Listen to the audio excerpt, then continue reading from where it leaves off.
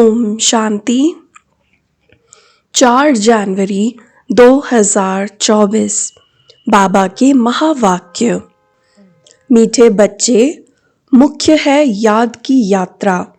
याद से ही आयु बढ़ेगी, विकर्म विनाश होंगे। याद में रहने वालों की अवस्था, बोलचाल बहुत फर्स्ट क्लास होगा। प्रश्न: तुम बच्चों को देवताओं से भी जास्ती खुशी होनी चाहिए, क्यों?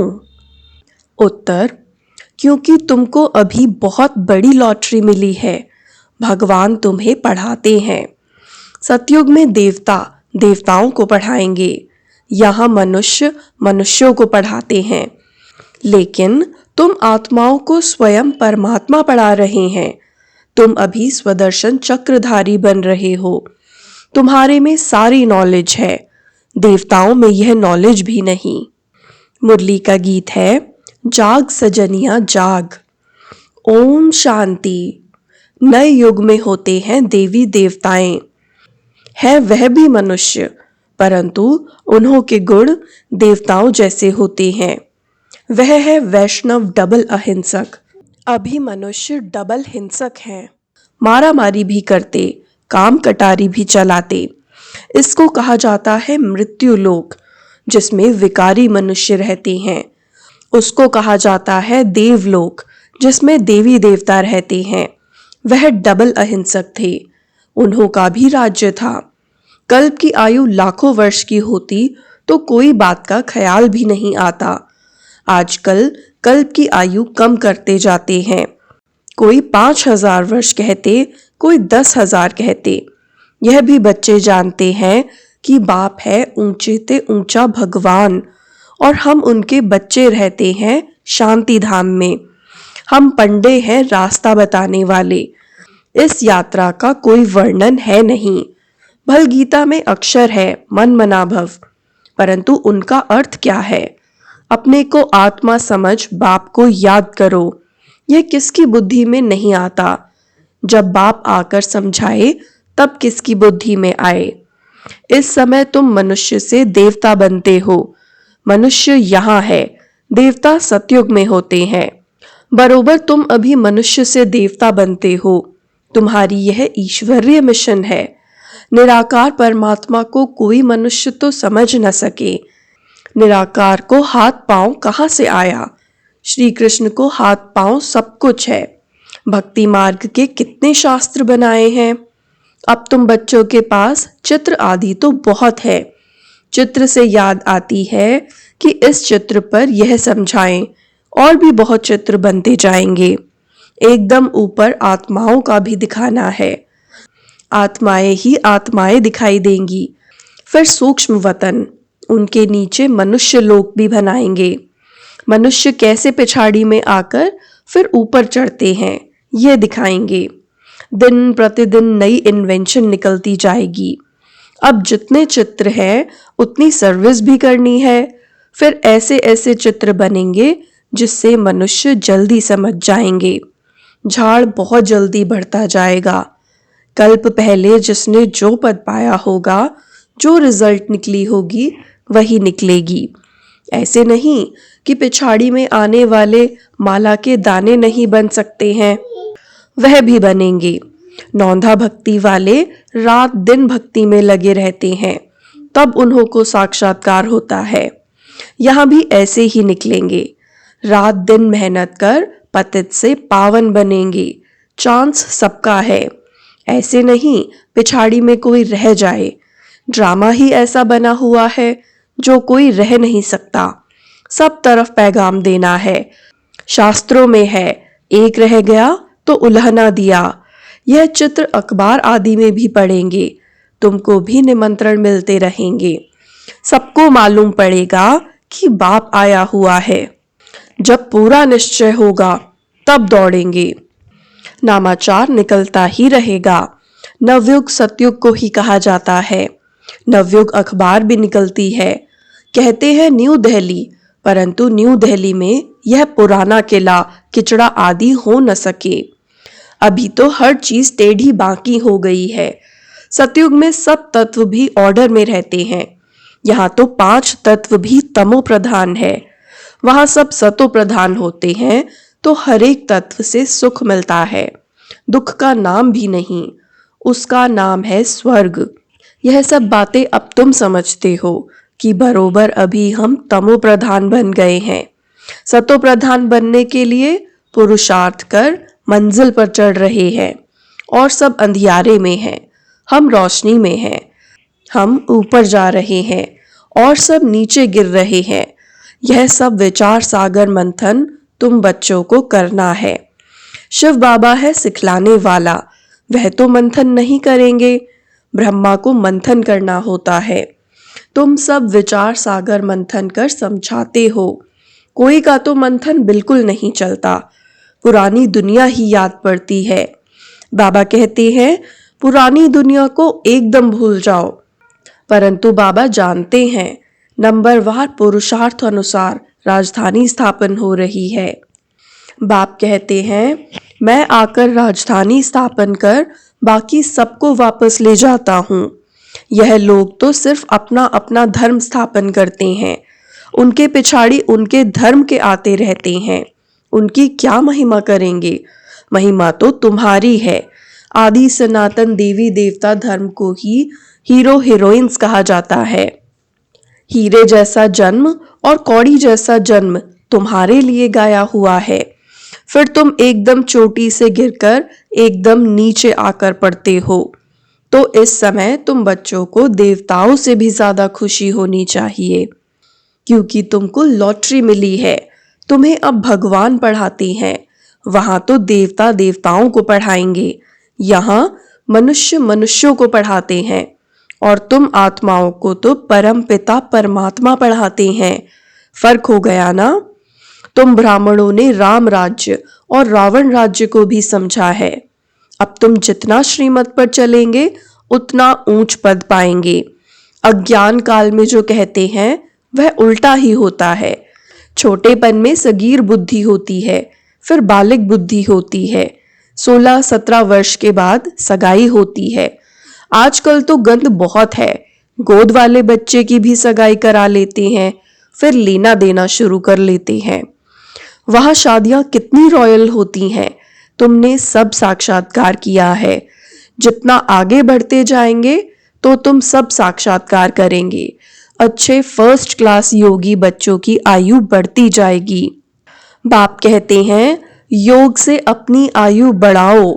बच्चे समझते हैं योग में हम ढीले हैं, याद में रहने लिए माथा मारते हैं, परंतु रह नहीं सकते, घड़ी घड़ी भूल जाते हैं। वास्तव में यहाँ वालों का चार्ट बहुत अच्छा होना चाहिए। बाहर तो गोरख धंधे में रहते हैं, बाप को याद करते करते यहाँ ही तुमको सतो प्रधान बनना है। कम से कम भोजन बनाते, काम करते 8 घंटे मुझे याद करो, तब कर्मातीत अवस्था अंत में होगी। कोई कहे मैं 6-8 घंटा योग में रहता हूँ तो बाबा मानेगा नहीं। बहुतों को लज्जा आती है, चार्ट नहीं लिखते हैं, आधा घंटा भी याद में नहीं रह सकते। मुरली सुनना कोई याद नहीं है, यह तो धन कमाते हो। याद में तो सुनना बंद हो जाता है। कई बच्चे लिख देते हैं याद में मुरली सुनी, परंतु यह याद थोड़ी ही है।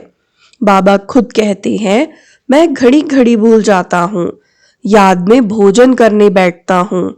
बाबा आप तो अभोक्ता हो, यह कैसे कहूँ? बाबा आप भी खाते हो, हम भी खाते हैं। कोई कोई बात में कहेंगे कि बाबा भी साथ है। मुख्य है याद की यात्रा। मुरली की सब्जेक्ट बिल्कुल अलग है। याद से पवित्र बनते हैं, आयु बढ़ती है। बाकी ऐसे नहीं कि मुरली सुनी तो बाबा इसमें था ना। मुरली सुनने से विकर्म विनाश नहीं होंगे, मेहनत है। बाबा जानते हैं बहुत बच्चे बिल्कुल याद नहीं कर सकते हैं। याद में रहने वाले की अवस्था, बोलचाल बिल्कुल अलग रहेगा। याद से ही सतो प्रधान बनेंगे, परंतु माया ऐसी है जो एकदम बुद्धू बना देती है। बहुतों की बीमारी उथल पड़ती है। मोह जो नहीं था वह उथल पड़ता है, फंस मरते हैं। बड़ी मेहनत का काम है। मुरली सुनना यह सब्जेक्ट बिल्कुल अलग है। यह है धन कमाने की बात। इसमें आयु नहीं बढ़ेगी, पावन नहीं बनेंगे, विकर्म विनाश नहीं होंगे। मुरली तो बहुत सुनते हैं, फिर विकार में गिरते रहते हैं, सच नहीं बताते। बाप कहते हैं पवित्र नहीं रह सकते तो यहाँ क्यों आते हो? कहते हैं बाबा मैं अजामिल हूँ, यहाँ आऊंगा तब तो पावन बनूंगा, यहाँ आने से कुछ सुधार होगा, नहीं तो कहाँ जाएं, रास्ता तो यही है। ऐसे ऐसे भी आते हैं, कोई ना कोई तीर लग जाएगा।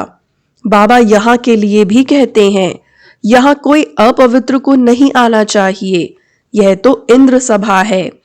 अभी तक तो आ जाते हैं, एक दिन ये भी ऑर्डिनेंस निकलेगा, जब पक्की गारंटी करे तब अलाउ करें। तो समझेंगे ये तो ऐसी संस्था है, कोई अपवित्र अंदर जा नहीं सकता। तुम बच्चे समझते हो यह किसकी सभा है? हम भगवान, ईश्वर, सोमनाथ, बबुलनाथ के पास बैठे हैं, वही पावन बनाने वाला है। अभी आखिरीन में बहुत आ जाएंगे तो फिर कोई हंगामा आदि कर न सके।